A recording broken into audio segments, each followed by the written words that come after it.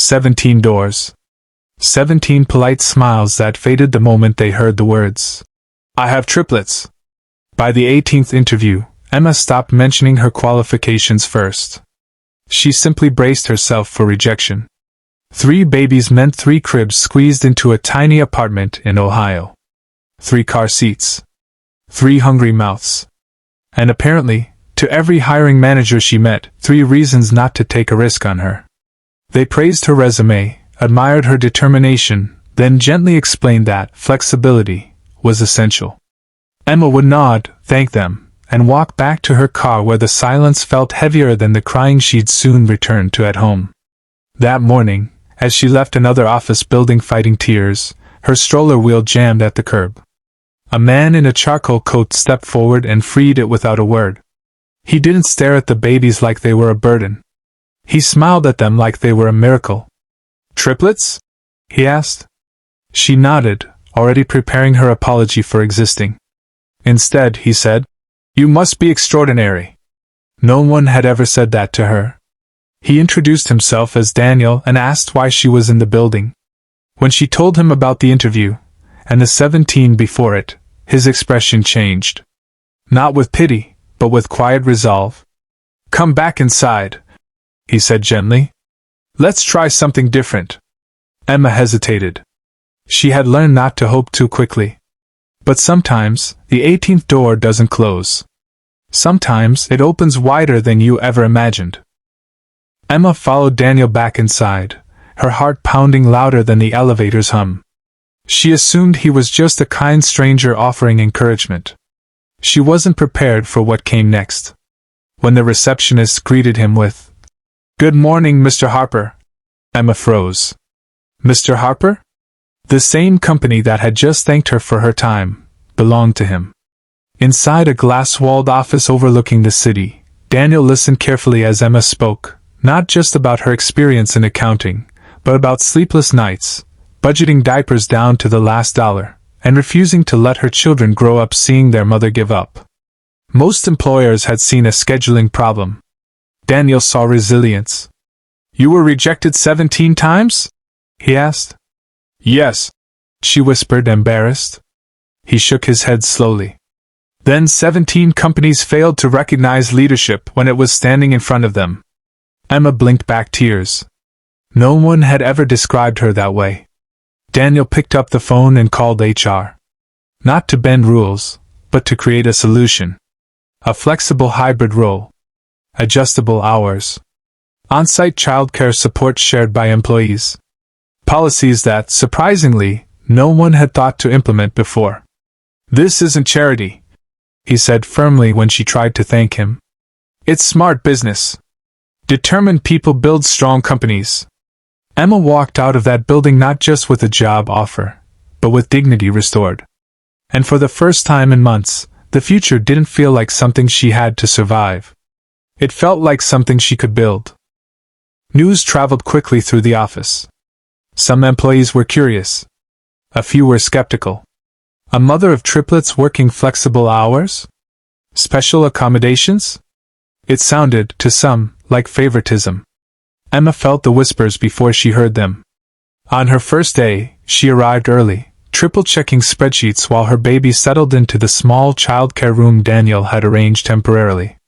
She worked during nap times, answered emails at dawn, and stayed late when she could. Not because she was trying to prove them wrong, but because she had always given everything she had. 2 weeks later, the company faced a crisis. A major client discovered a reporting error that could cost millions. The finance team scrambled. Numbers didn't add up. Deadlines loomed. Emma recognized the pattern immediately. Months earlier, while freelancing at night to survive, she had encountered a similar discrepancy in a smaller firm. It wasn't fraud. It was a flawed automated formula buried deep in the system. May I try something? She asked quietly during the emergency meeting. Some hesitated. Daniel nodded. Go ahead. For 6 intense hours, Emma worked through data, corrected the algorithm, and identified the exact trigger causing the miscalculation. By evening, the crisis was resolved. The client stayed. The company was saved from public embarrassment. The whispers stopped. One colleague approached her desk the next morning. "How did you even see that?" Emma smiled softly. "When you manage 3 babies on 4 hours of sleep, you learn to notice everything." What people once saw as a limitation had become the company's unexpected strength. And slowly, respect replaced doubt. The day the client renewed their contract, the entire office applauded. But Emma stayed seated, quietly rocking one of her babies during her lunch break, answering emails with one hand. She wasn't chasing recognition. She was protecting the opportunity she had fought so hard to earn. What she didn't know was that Daniel had been watching, not just her work, but her character. A month later, he called a company-wide meeting. Employees filled the conference room, expecting quarterly updates. Instead, Daniel spoke about leadership, about resilience, about how strength doesn't always arrive in polished suits and perfect schedules. "Sometimes," he said, glancing toward Emma, "it arrives pushing a triple stroller." The room fell silent.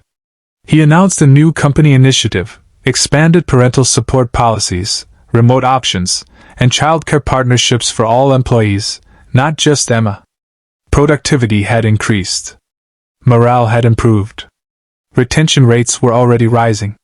"You didn't just fix our systems," Daniel told her publicly. "You reminded us what kind of company we should be." Emma's eyes filled with tears. For months, she had felt invisible. Now she felt seen. After the meeting, several coworkers approached her, not with doubt, but gratitude. One single father thanked her. A young employee said she finally felt hopeful about having a family one day. Emma realized something profound in that moment. The 17 rejections hadn't been wasted pain. They had led her here, where her struggle didn't just change her life. It changed the culture of an entire workplace. Months passed, and the small childcare room became a bright, fully staffed space filled with laughter. What began as one act of understanding had grown into something larger than anyone expected. One evening, as Emma packed up her laptop and lifted her now giggling triplets into their stroller, Daniel walked beside her to the parking lot. "I hope you know," he said quietly, "you didn't need saving." Emma looked at him, confused. "I only opened a door," he continued. "You're the one who walked through it, with 3 babies in your arms." For the first time, she truly believed it. 17 rejections had once felt like proof that she was too much. Too complicated. Too risky. But standing there, watching her children reach for her with complete trust, she understood something deeper. She was never too much. She was more than enough. The companies that turned her away saw inconvenience. Daniel saw capacity. And because one person chose to respond with humanity instead of hesitation, an entire organization learned to value people beyond their circumstances. Emma's story spread beyond the office. Other businesses reached out, curious about the policy changes. Parents sent messages of gratitude.